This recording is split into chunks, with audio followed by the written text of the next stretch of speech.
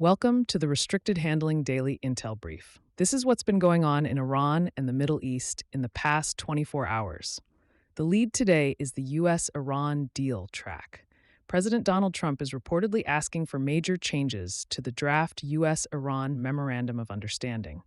The big three issues are Iran's highly enriched uranium, the Strait of Hormuz, and frozen Iranian funds. The current draft reportedly has Iran committing not to pursue a nuclear weapon, but it does not force Tehran to hand over its highly enriched uranium, stop enrichment, or resolve the nuclear file right away. Instead, it pushes the tough nuclear details into a 60-day follow-on negotiation period. That may sound like a clever diplomatic bridge. It may also be a bridge with several missing planks. Iran has repeatedly said it will not suspend enrichment or transfer its highly enriched uranium outside the country. Inside Iran, IRGC-affiliated media is already framing the issue in hardline terms. No deal is better than a bad deal. That matters because Supreme Leader Mojtaba Khamenei has reportedly not responded to the current draft or Trump's proposed amendments. So right now, Washington is trying to sharpen the deal, Tehran is trying not to look like it blinked.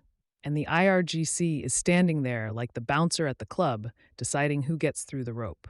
The Strait of Hormuz is the real-world pressure point. The draft reportedly would require Iran to allow unrestricted shipping through the strait, stop tolls and harassment, and remove naval mines within 30 days. In return, the U.S. would lift its blockade on Iranian ports. Iran says the strait is open. But that is doing a lot of work in one tiny sentence. Ships are still being pushed through Iranian-controlled traffic schemes, and Tehran is describing payments as protection or environmental fees rather than tolls. That is not exactly a concierge service. It sounds much more like, nice tanker you've got there, shame if something happened to it. U.S. forces have reportedly guided about 70 commercial ships through the strait in recent weeks, many with transponders turned off and routes closer to Oman. CENTCOM also says it has redirected at least 115 ships since the blockade began on April 13th. One case was the Gambia-flagged Leon Star, which was hit in the engine room with a U.S. Hellfire missile after more than 20 warnings as it tried to head toward an Iranian port. The strategic point here is bigger than any single vessel. Hormuz is now a bargaining chip, an energy choke point, and a test of whether the U.S. can pressure Iran without breaking the ceasefire entirely. And that ceasefire is looking very gear. Terms and conditions may apply. Over the weekend, the U.S. and Iran traded new strikes while both sides continued talking about a deal. Washington said it hit Iranian radar and drone command sites after Iran shot down a U.S. MQ-1 drone that the U.S. says was operating over international waters. Iran said it responded by targeting a U.S.-used airbase after an American strike on a communications facility in southern Iran. Kuwait then reported missile and drone attacks, with sirens sounding across the country and air defenses intercepting incoming threats. Kuwait hosts U.S. military facilities, so that was not background noise. That was Iran reminding the region that escalation can travel. Trump is publicly confident, saying Iran really wants a deal. But the pressure on him is not subtle. He needs Hormuz reopened and fuel prices down before the November congressional elections. At the same time, Iran hawks in Washington do not want a deal that gives Tehran money or breathing room without hard concessions on uranium and regional behavior.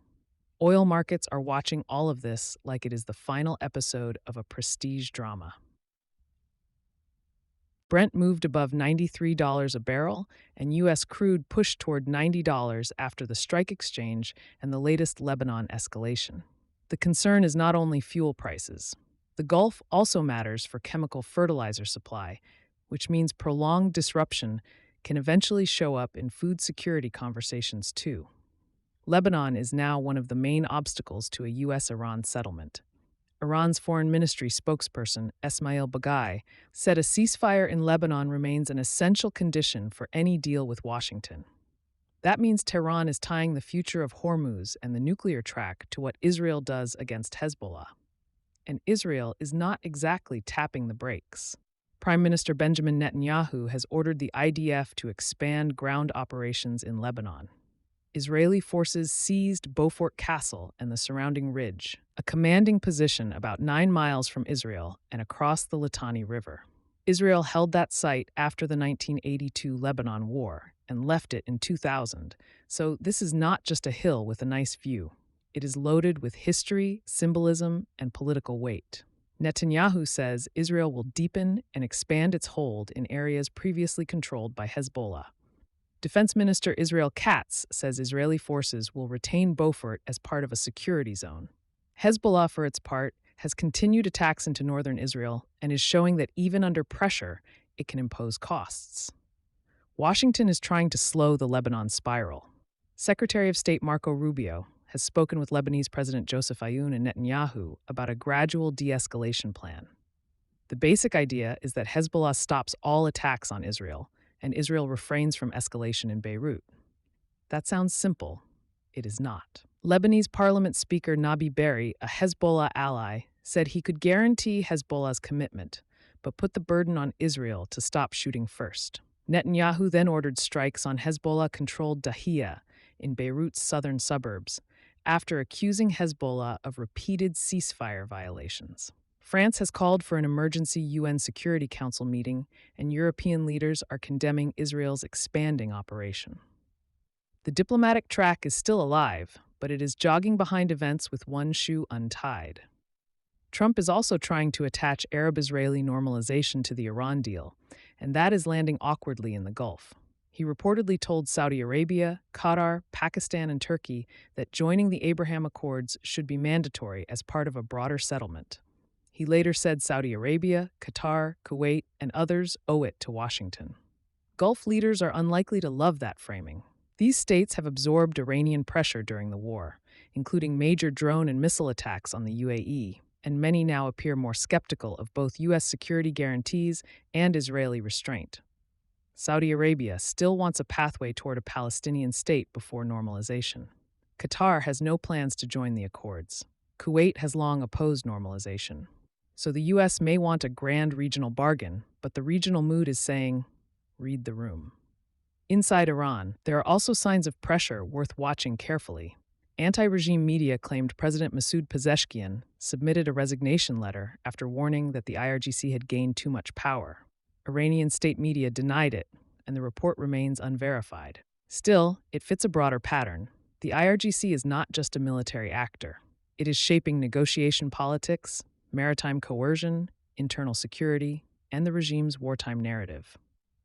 Syria closes today's brief on two very different tracks. Syrian President Ahmed al-Shara held a call with Trump about economic support, regional developments, and remaining U.S. sanctions.